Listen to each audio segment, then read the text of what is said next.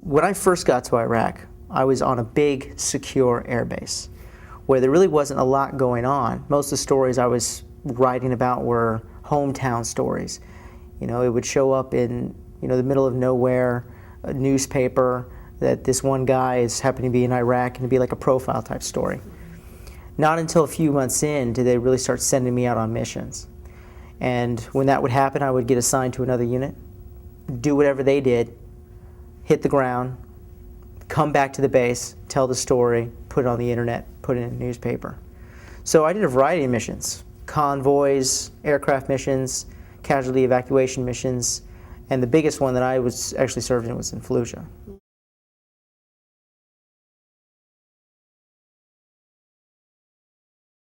Well, they had Fallujah, November 2004, was a very big battle, and they wanted as many journalists in the battle as possible so that they can make sure the story was told accurately. I was one that was selected to go in. It was tough. The Marine Corps had previously tried to take Fallujah in April 2004 and was forced to pull out. So November came along and they said, you know what, we're going to make this happen. And I was just one of the journalists selected to go. Of course, by then a lot of the civilians had already been ejected out of Fallujah. The way we knew that everyone we were going to see there, every door you kicked down, behind it was going to be an actual enemy. And that was pretty stressful, knowing that. And like I mentioned earlier, I was with a whole bunch of guys I didn't know. And they didn't know me. So trust was a factor. And especially when I'm carrying a camera, can we really trust this guy? Because some of the, I could tell some of the guys seemed like that towards me. Can we trust him? But under the baptism is fire, how they go, the baptism of fire, as they call it. You learn to trust each other really quick.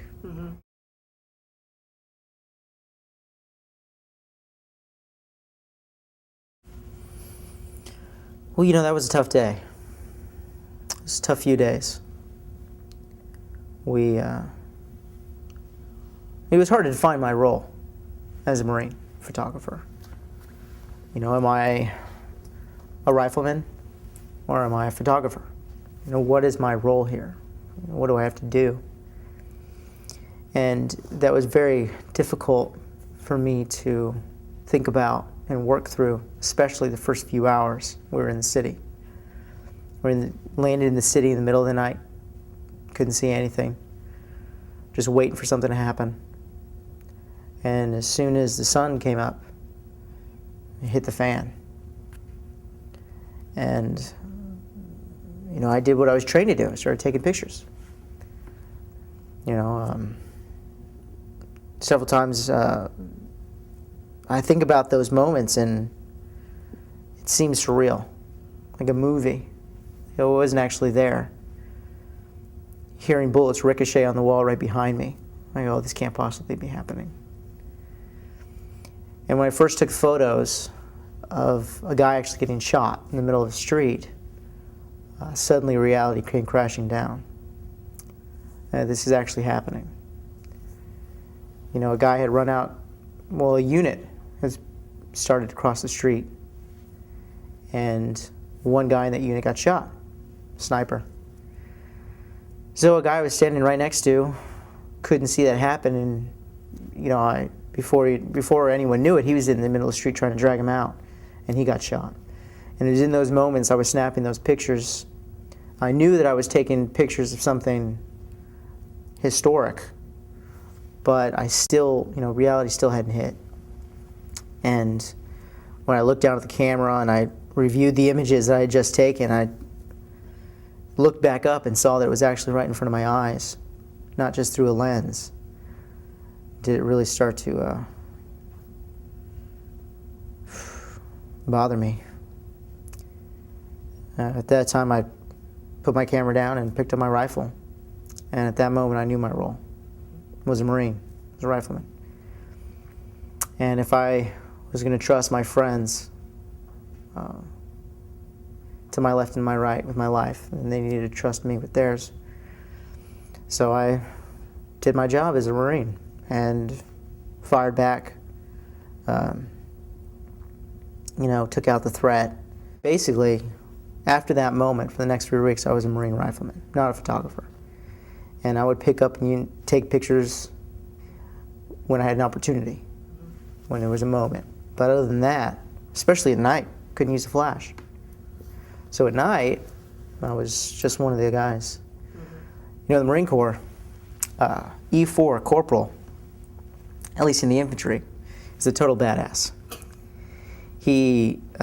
Everyone fears a corporal in the infantry and a sergeant. Which is what you were. You were a corporal. I was a corporal. Now, I'd come from units where a corporal was like anyone else. But in the infantry, a corporal was a god. So I stepped into a whole new world, a whole little subculture within the Marine Corps of the infantry, and had to really step up. They expected a lot of me as a corporal, and I really had to show that I was capable of doing what they expected. So it means running security, creating casualty safe points, things like that.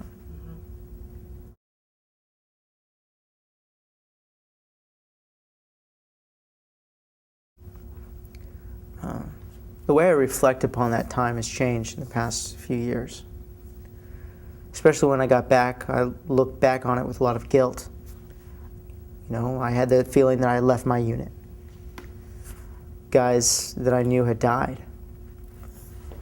And I never got to say bye or anything like that. Whoever does, But as time's gone by and I've been able to connect with other people in the unit, and since then we even had a reunion. I was able to connect with some of the family members. Especially the way I interpret my own images has changed. I'll tell you that I had a lot of guilt. I had taken the last living photos of some of these guys. Days, hours before they were killed.